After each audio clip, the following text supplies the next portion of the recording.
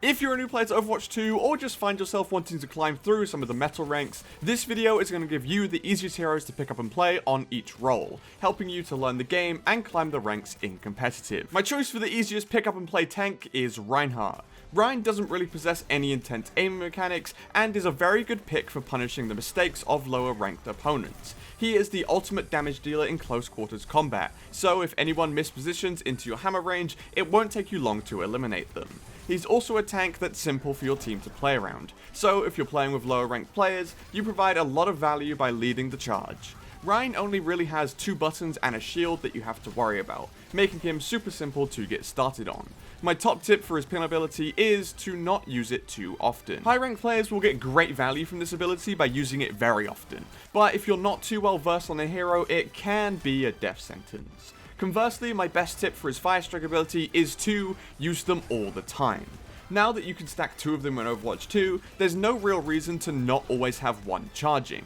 These also actually do more damage than your regular swing, dealing 100 damage per fire strike opposed to the swing's 85. For this reason, even if an enemy is up in your face, it's still useful to throw a fire strike into their face instead of just spamming your hammer.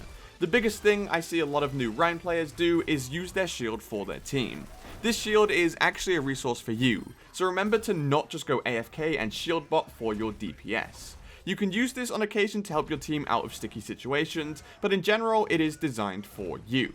Moving on to his ultimate, my best advice is to not always look for the big slams. You charge your ult relatively quickly on Reinhardt, so it's not the biggest deal to use his ultimate more often than other heroes. Even if you're just hitting a solo shatter, being able to confirm 1 kill with your ult is still a big trade. Finally, my best general advice for playing Reinhardt is to avoid staying out in big open spaces. You really want to be playing around corners or in smaller rooms so that your opponents can't drain your health and shield before you're in range to fight them back. Moving on to DPS now, my pick for this role is Torbjorn. Torb's small hitbox and extended health pool make him a menace to eliminate for newer players. His main ability is his turret, which literally plays itself. If you're maybe not the most mechanically gifted DPS player out there, this is very handy in dealing super consistent damage. A lot of lower ranked players completely ignore Torbjorn's turret, allowing you to stack up the elims and damage with relatively little input here. The tip for turret is simply to just always have it down within the vicinity of which you're fighting. Also, remember that you're able to heal your turret up by scrolling your mouse wheel down and hitting it with your hammer. Now, with the turret taken care of, you only have to worry about shooting and using your overload ability. This overload ability is relatively simple. It grants you 50 extra health and increases both your movement and attack speed. You essentially want to be using this off cooldown whenever you're in a fight, or to save yourself if you're taking incoming damage. This ability is used a little bit differently by the high level Torbjorn mains, but if you're just getting started on this hero, then you can't really go wrong with using overload. Onto his ultimate now, I see this ability messed up maybe more than any other in the game. Whatever you do with Torbjorn ult, make sure you do not hold down the button in one spot. Whilst it may not seem like it, Molten Core actually has an ammo pool, meaning you can only shoot up to 10 times with this ultimate. Placing 2 lava pools on top of each other will not stack, and will just mean that you're wasting this ammo. However, you do also have a limited time pool on the right side here, lasting 5.5 seconds, so you do have to unload this ammo relatively quickly. When done correctly, you may just end up getting gameplay that looks a little bit like this.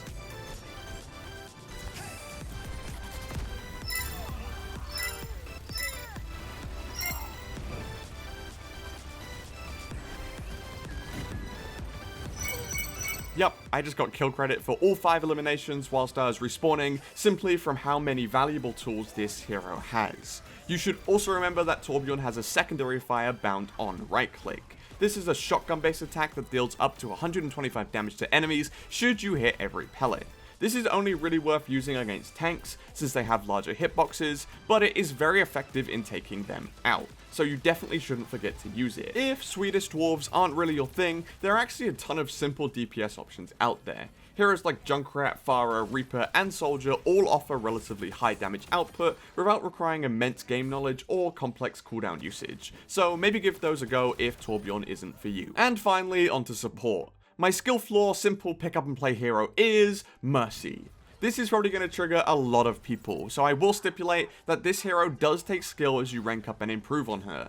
However, when it comes to baseline new player value, you can't really go wrong with Mercy. Without having to focus too heavily on mechanics, picking up Mercy will allow you some time to learn the game. For this reason, she offers a great introduction for players who want to spend some time learning what all the enemy heroes do, or even for players who are looking to improve their general game sense. Her healing was recently buffed in the Season 3 patch, meaning she probably has the most consistent healing output of any support hero when you consider her simple input. Generally on Mercy, you want to be staying around your DPS players, since this healing is not great when it comes to supporting tanks. This will also allow you to provide damage boost to DPS players, who generally have easier to reach breakpoints with this boosted damage. Her Guardian Angel provides great movement to avoid enemy shots, and will only see you live more and more as you learn the more complex mechanics of this ability.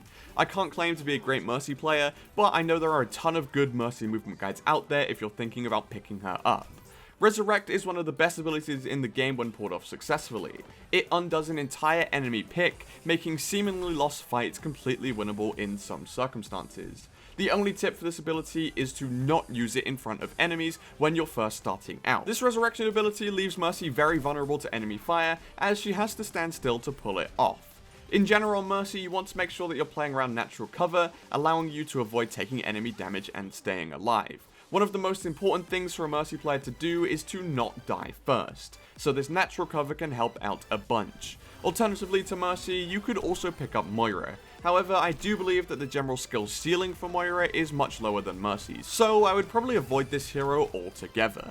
This list was purely based on which heroes can get the most value solely by existing, and did not really cover any of the more advanced strategies for these heroes. If you main any of these heroes and have any other top tips for players picking them up, be sure to drop them in the comments down below. Otherwise, you can check out the video on the right hand side now that I think you may enjoy, but apart from that, I'll see you in Circuit Royale.